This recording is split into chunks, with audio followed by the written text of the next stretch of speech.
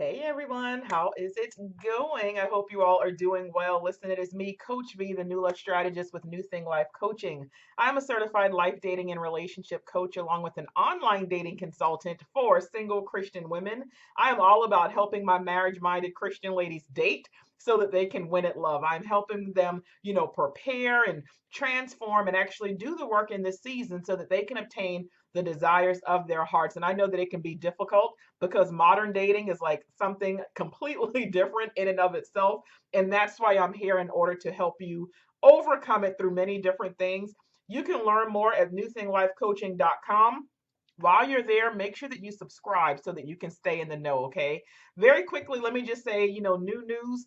Enrollment is currently open for New Heart Academy, all right? If you need a one-stop shop for intentional dating skills, for healing and boundaries, communication, getting a man to value and adore you and actually finding love now, then you want to come on in. There's room for you and you will get what you need. I keep saying it is a combination of faith, science, and spirit, the three things that matter when it comes to understanding and renewing the heart in order for you to have lasting love. So come on in. All right. That's just it at the end of the day. I'm going to make sure that I give more information about that at the end of this video because it's not necessarily what this video is about, but it is going to tie in together. So make sure you pay attention. All right. So I didn't get to do this video Friday night for Fresh Face Friday. And I was going to do, a video today anyway for Motivation Monday. So I figure, or for new motivation, should I say, I'm just going to combine the two, and that's just going to be that. We're just going to take both of those things and tie them in together. And I just want to talk to my single Christian ladies just for a few moments about your power. There is so much power that we possess as Christian women, and I don't think that we're truly and fully aware of it. Well, I'm finally aware of it now, but it took me a while to get to this place, and I realized that some women struggle with grasping this as well. In the I did a class a couple of months ago that many of you joined me for. It was the feminine development class, and I hosted it via the ministry, and I spoke about three mistakes that Christian women make. All right, there are three mistakes that Christian women make, and I'm not going into all of that right now because I'm not about to just like redo the whole thing like just for a training video, because everyone who joined that class, they sewed into the ministry to be a part of it. But here is one mistake that I do want to talk about, and I touched on that when I did the training itself. And that mistake that Christian women are making now, especially single Christian women, we abandon our power. We abandon our power. Now, what do I mean by that? First of all, let's look at the actual definition of power. It is the ability to do something or act in a particular way, especially as a faculty or quality. Power is also defined as the capacity or ability to direct or influence the behavior of others or the course of events. So let me repeat, power is the ability to do something or act in a particular way. It's also the capacity or ability to direct or influence the behavior of others or the course of events. And I want you to really pay attention to that second definition that I gave because, again, especially as single women, and it's talking about the power to, the capacity or the ability to direct or influence the behavior of others. So in our case, men, or talking about or the course of events, which can be a relationship, which is what many of you are desiring and wanting. So I love John 10:10, right? It says like he is out to steal, kill, and destroy, talking about the enemy. He's out to steal, kill, and destroy. But Jesus says, hey, but I have come so that you can have life, not only just life, but abundant life. Like we want to experience abundant living. That means that we are thriving in all areas of our lives, in our finances, in our emotions, in our mental state, in our relationships, all of those different things. But Satan is out to steal, kill, and destroy. And guess what? That includes your identity. That also includes your power.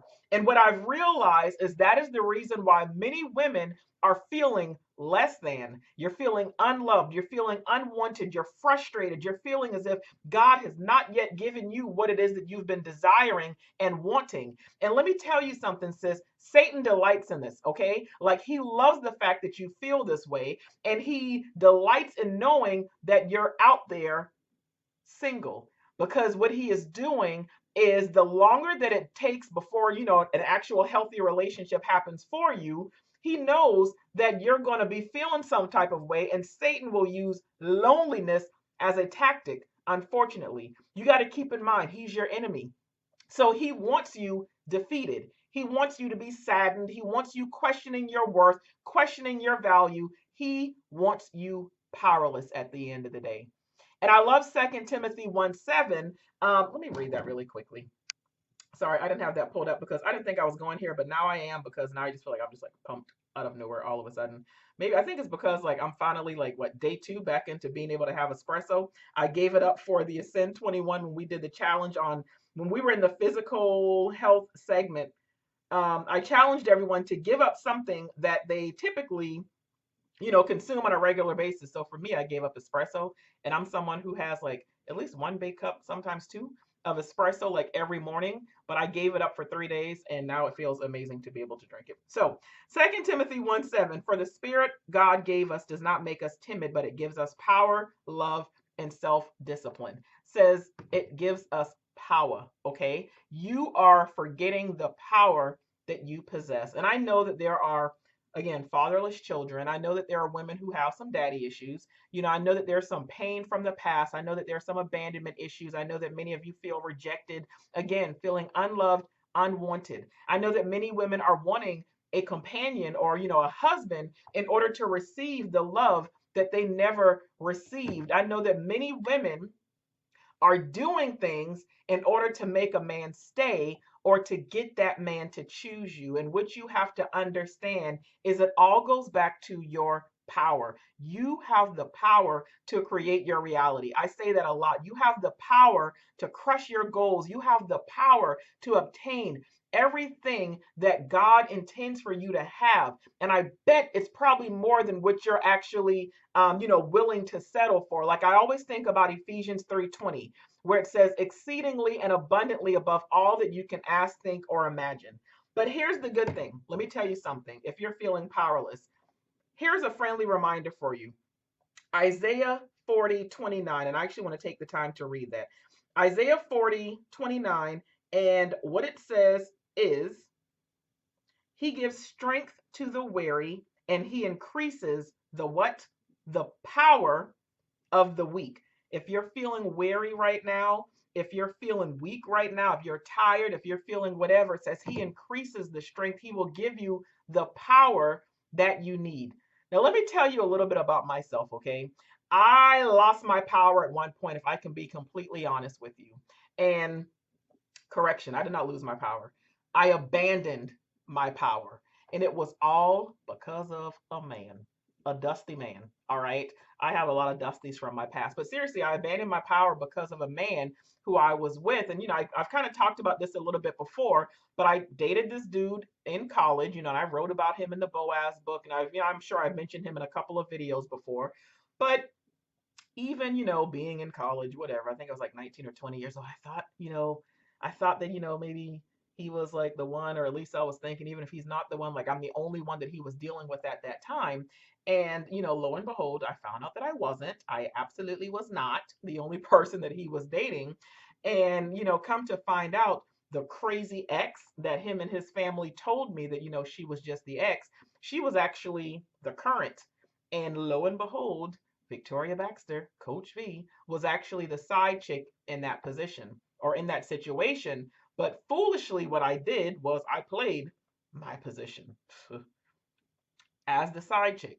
Now, what ends up happening when his girl realized, exactly how close he and I were getting, and how, he was actually catching feelings and spending a lot of time with me, that's when she lost it. Like, she didn't like that. So it's like, when she got tired of all of those things, and she was realizing like what was going on, that's when it was a problem. And she was letting him know, like, hey, like you doing a little too much. This one's getting a little too far, because apparently I was not the only side chick. Apparently I was like the number one side chick. This situation is so it was really ghetto. So what ended up happening was he ended up breaking up with me. Me. Like after all that I had done for him. I couldn't understand. After all that I had uh done for him, after all that I had spent on him, when I think about, the fact that I would like order his food, I would fix his plate, like the whole nine when we were at like different functions and stuff like that. And I'm just like, I did a lot for this man. Like things that I had never done for any, I mean, well, granted, I was only, 19 years old, but still, it was like, I've never done these things in a relationship. And here it is, the time that I'm opening up and, doing things that a woman is supposed to do, it all came back in my face. So I was hurt, okay? But of course, for me, somebody, when it comes to my emotions, that hurt actually turned into anger. It's like vulnerability gone. Now I got this wall up, and I'll, never let another man, da da da da da. I'm not fixing no more plates. I'm not spending any money. I'm not doing whatever, like all of these things as far as food is concerned and whatever else. And what I thought was me taking back my power was actually me abandoning it, because a powerful woman doesn't act that way. A powerful woman does not allow one man to take what he didn't give and like something that's not even his to begin with. And it took a while for me to realize that that hurt is what changed me greatly. Like that hurt, I was no longer sweet. I was no longer bubbly. I was no longer kind. I was still generous, but I had a little bit of an attitude. And I took a lot of that into my next relationship. It took the longest time. And I actually lived, with my next relationship, I lived with that man. It took the longest time before I would even fix his plate. All because I'm still thinking about the last man, how I fixed your plate. And I see where that got me. Like, I'm not about to be vulnerable and do anything sweet and nice for a man like ever again.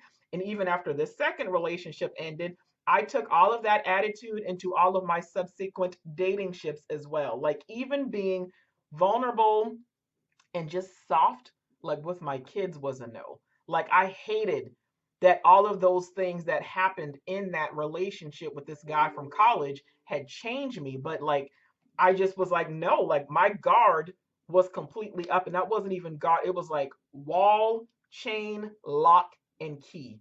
And when I wrote Debunking the Fairy Tale of Boaz, like it really helped me realize where along the way that I had abandoned my power. Like, and that healing journey as well, after breaking up with that other guy from 2017, that little sexless in Seattle situation, it also led me back to where I had abandoned my power.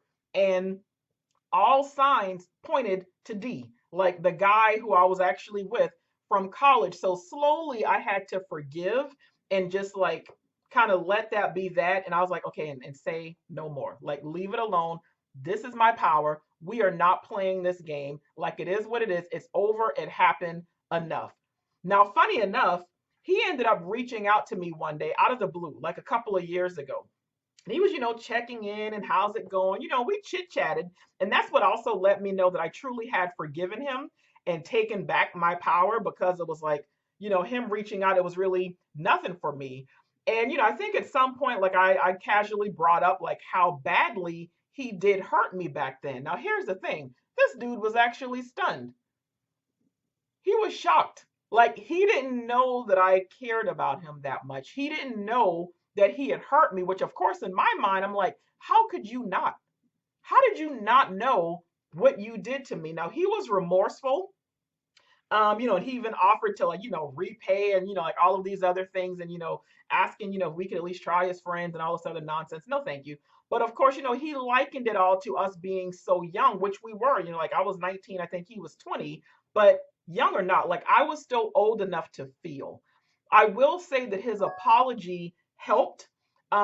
It's like his apology helped and hurt, because it was like, you hurt me and you didn't even know. Oh, I was surprised. I don't know, but I think then it also showed me that I need to stop letting things affect me so deeply, because sometimes people don't even realize what it is they've done, what it is they're doing. And we'll walk around holding a grudge or feeling some type of way and never even like, and the other person is completely unfazed. They don't even know, and they're still living their lives. So it's like we're the ones who've abandoned our power, and yet they don't even know what the heck happened. Like they are completely clueless that anything like that even took place. It took me back to, I was watching This Is Us. And I don't know, for those of you who might watch this show, and there was like a scene in one of the episodes, like several months ago, if I'm not mistaken. But Kate, she had come across like her ex-boyfriend at one point, and I just remember like the way it affected her. Like it was the same one who had like what left her in the cabins or whatever else, like the same crappy boyfriend she had as a teenager. But she saw him years later, and I remember when she saw him, she mentioned how he had taken advantage of her grief, because she had already lost her father and whatever else. And, her father had passed away. And she was talking about like how he took advantage of all of those things. And something that she said, you held my self-esteem in your hands and you crushed it. And I remember hearing that. I was like, man, I felt that. But I think what really got me is because we let one man break us, and then it affects all of our relationships going forward. One man can hurt us, and in her situation, teenager. In my situation, teenager.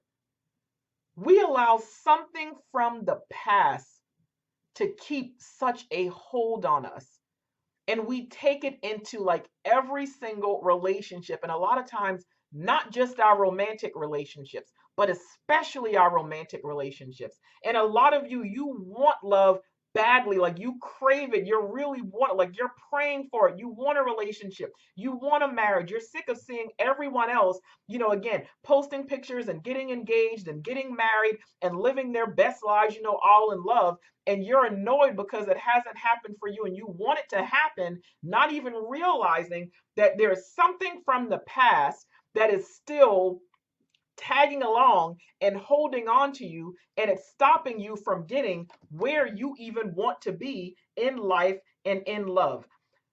Let's talk about you, okay? Because Matthew 16:19. I think this is going to be my last scripture, okay? But let me just very quickly. Matthew 16:19.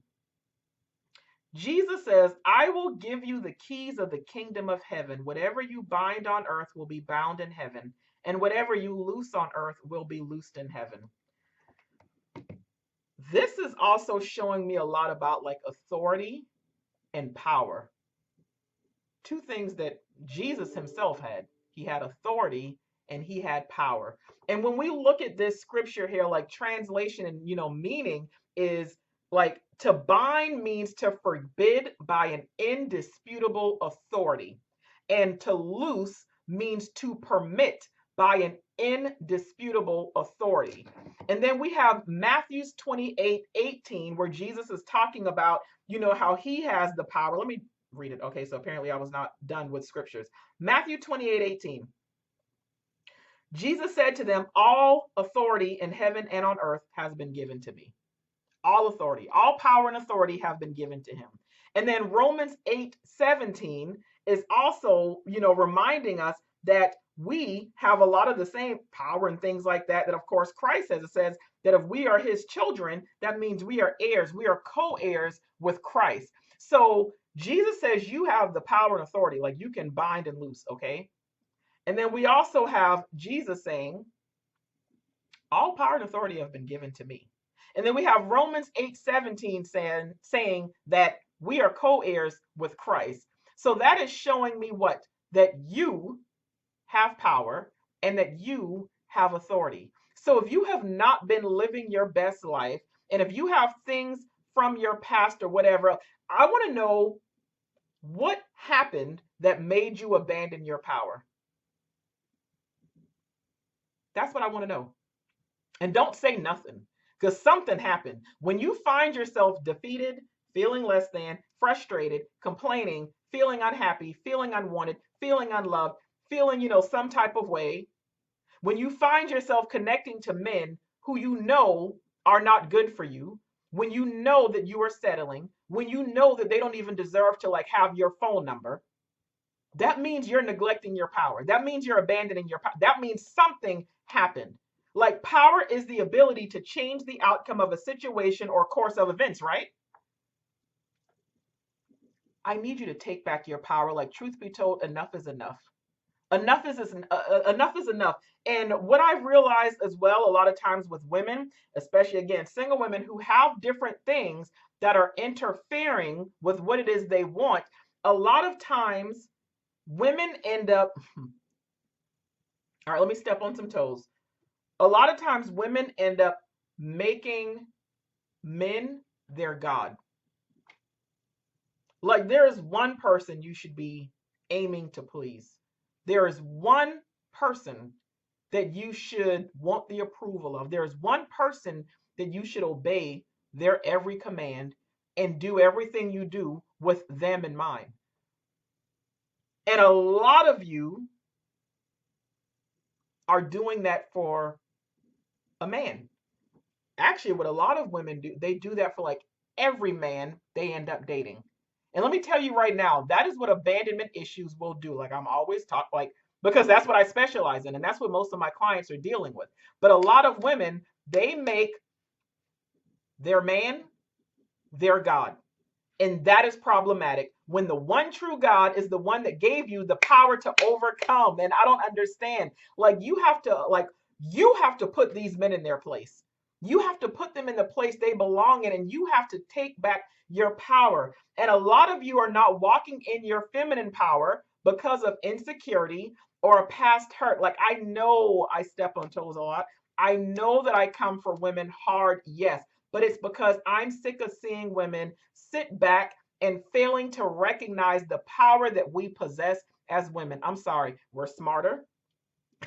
It's like we study everything else, we learn about everything else, we know fun facts about everything else, but we don't do the same when it comes to men.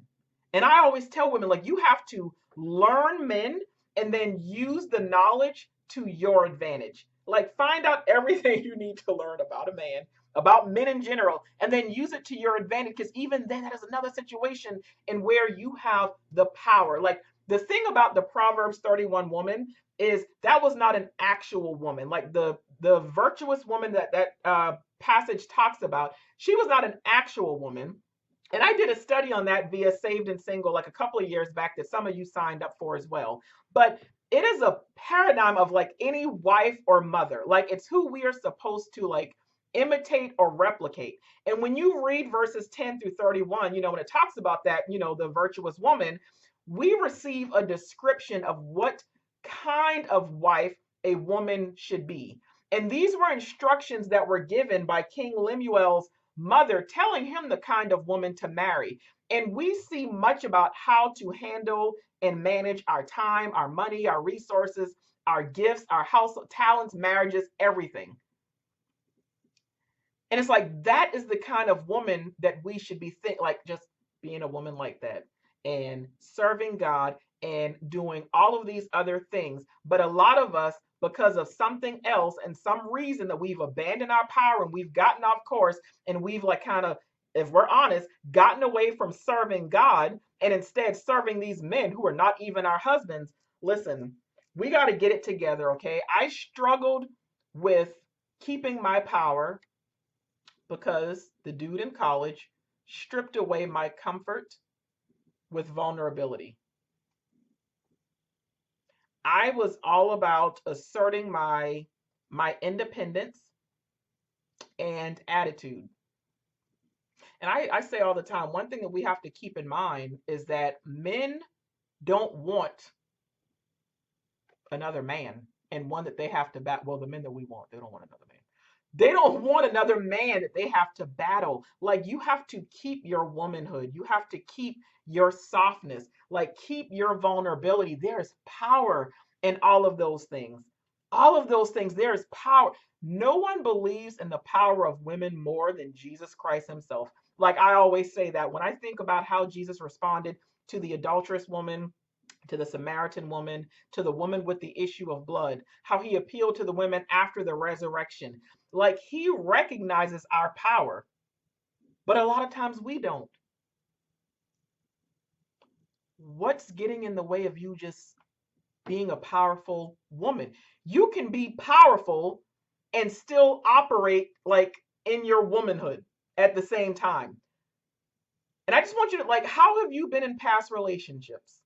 How have you been with dating? How have you been in general? Like, ask yourself, like, as I always say, evaluate. Like, it's like evaluate, but it's like rating at the same time and really thinking, like, do you struggle with being soft and kind and ladylike, or do you feel like you have to, assert yourself a certain way so that men know that you're not the one or the two? Like, do you feel as if you have to prove that you're not soft or prove that you're not weak?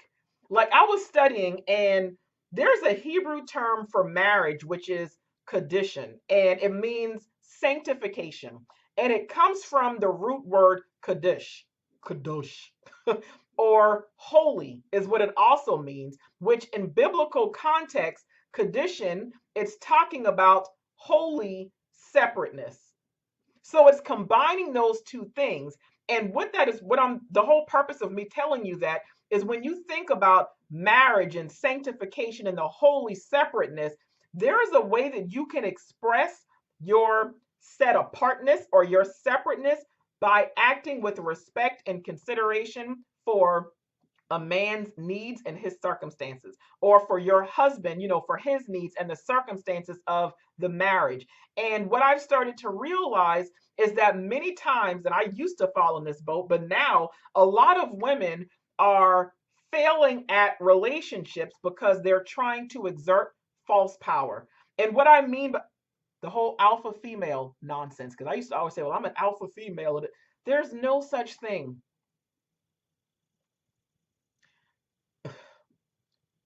There's no such thing. Let's leave that whole alpha female alone. And it's like, it's a matter of saying, like, hey, you got to tone it down a notch. You got to no, tone it down 1,000. You have to tap into who God created you to be, a soft, vulnerable woman who can win a man over even with your silence. And I know a lot of, like, we hear silence and it's like, oh, no one's going to keep me quiet and no one's going to shut me up. There's something else going on when you think that you have to assert that. But your power is in your womanhood. Your power is in your vulnerability. Your power is in your weakness, because yes, it says that we are the weaker vessels. And it's like we want God to, like, bless us with this and provide this and send me a man and da da da da da. But then it's like we're also telling God, oh, well, I'm not going to be that kind of woman. I'm not going to be that kind of wife. Oh, but God, I want what your word actually says about marriage.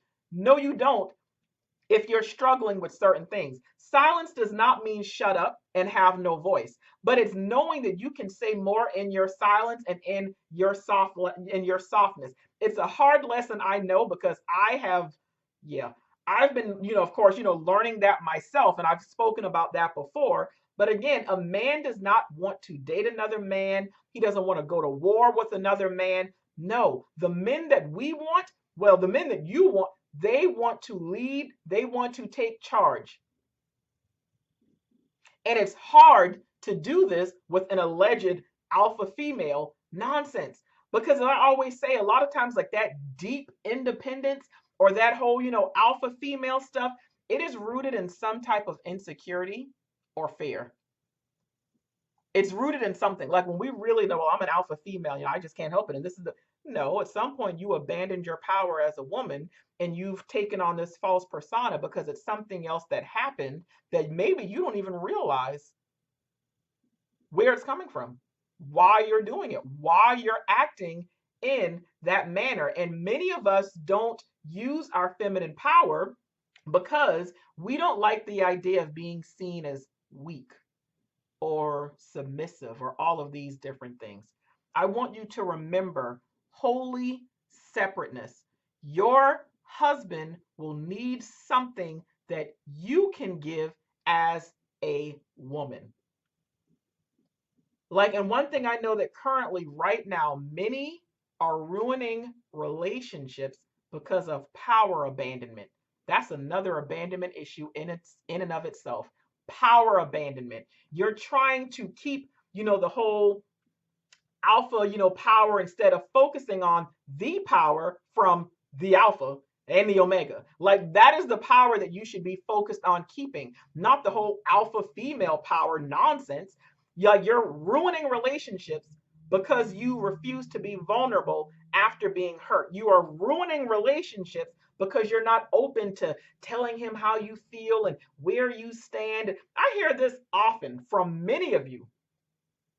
Well, I don't want to tell him how I feel and da, da, da, da. Well, I don't want him to know exactly how much I care about him because, like, once men know that, they get stupid. That means you're dealing with the wrong man. If you can't even be honest about your feelings because you think that he's going to change up or switch up, it's like the minute that you let a man know how you feel, all of a sudden they start playing games.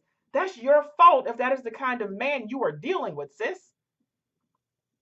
Dude from college.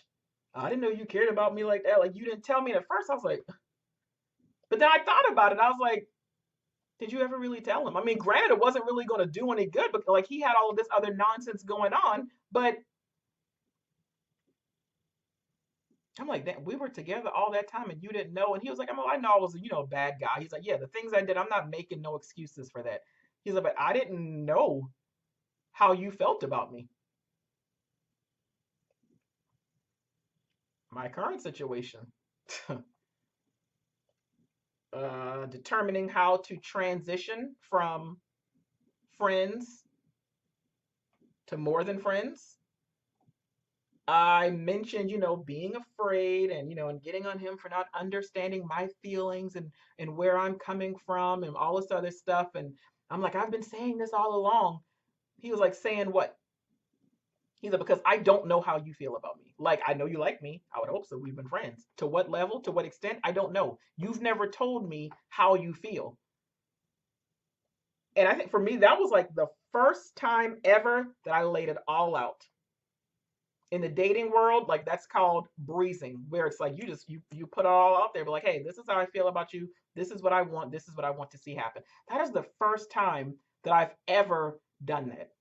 Because previously I was like, nope, I ain't telling a man nothing. I don't got time. Vulnerable. Nope. Open. Nope. I need him to tell me first. You ain't about to play me. Even if deep inside I'm crying myself to sleep because I really want you and love you. But I was like, nope, all this other stuff, not doing it. But for the first time, I was like, okay, you're right. How dare I think that you should just know. This is how I feel about you. This is where I stand. This is what I want. Fear of being vulnerable prevented that for the longest time. And for many of you, that is what's happening now. Don't do this, ladies. Don't do that. Men aren't mind readers. And you can't let the thought of you losing your power or getting hurt keep you from a good man, from your desires, from the blessings of the Lord. All right. You have so much power as a woman, and you have even more power because you are a Christian woman. And that's what I want you to keep in mind. And that's what I want you to remember, especially as you're walking around, single. And there's nothing wrong with being single. But when you're single and frustrated, when you're single and tired, when you're single and you're trying to put an end to you being single and it just doesn't seem to be working out for you, listen, the doors are open, okay? New Heart Academy, the doors are open. It is going to help you with everything that has held you back with love, I promise you, especially those who have pain from the past. Any type of pain, any type of abandonment, any type of rejection, any type of daddy issues. I gave a little feeler in the 7 Strategies Masterclass. And I keep saying, like, New Love Language, my group coaching, that's preparation. But New Heart Academy is transformation. It's changes so you can walk away ready for or already in love. Like, it's 12 weeks, it's intense, it's live, but it's heart transformation. It's dating, it's understanding men, it's healing. It's biblical, it's science, and it's your spirit. Like, there is so much that we don't understand about our spirits. Like, there's spirit and there's soul. Like, these things are all different, but you have to understand what it is about you that makes up you and how you can bring that best version of yourself, to men you meet so that you can actually get the love that you desire and deserve. We're wired differently. And I think like a lot of people really don't understand that. We don't understand how differently we are all wired, and especially men versus women. Like, this academy, this is that investment for the love that you say that you want. And if you know that there are some, some painful memories from your past, again, whether from your dad, an ex, rejection issues, whatever, then you want in. I promise you. Like if you've been in failed relationship after failed relationship, if you've been in dead end situationship after dead end situationship, if you are feeling as if love and engagements happen for everyone else but you, if you don't know what it is you might be giving off because your heart's desires, like it hasn't happened yet, you want in. I promise you, like I've been pumped about this for months, y'all. Like pump, pump, pump. Like, and I think mainly because all of those things I've just mentioned, I've been there. Trust me. Abandoning my power because I had issues that I was unaware of. And again, I know that we hear issues and we think it's a bad thing. Issues are a lot of times minor problems that are wreaking havoc in our current lives. Like issues in and of itself, it doesn't have to be a bad thing, but it is when you fail to address it and correct it. So, New Heart Academy, it is for Christian women who are ready and serious about winning at love, knowing like, hey, I may have some things to work on because most of us do.